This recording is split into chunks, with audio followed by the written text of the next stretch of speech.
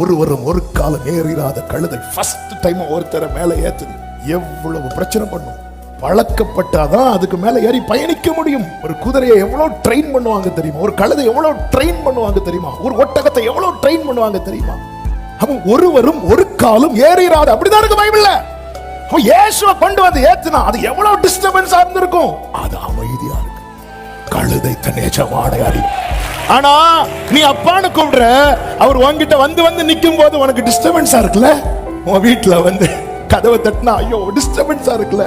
மாடு தன் முன்னணையில என்னங்க இருக்கும்? முன்னணையில புல்லுல இருக்கும். அப்ப அதுக்கு ஆகாரம் கொடுக்கப்பட்ட இடத்துல இவரை கடத்தி இருக்கு. அது அமைதியா இருக்கு. எனக்கு சாப்பாடு இல்ல பரவாயில்ல, என் ராஜா இருக்கிறார், என் எஜமான் இருக்கிறார். மாட்டுக்கு தெரியுது, கழுதைக்கு தெரியுது. ஜனம் மட்டும் என்ன அறிந்திருந்தான், தாவீதின் குமாரன் என்று அவர் பிறப்பிலேயே கொண்டாடி இருப்பார்களே, என் ஜனம் அறியவில்லை.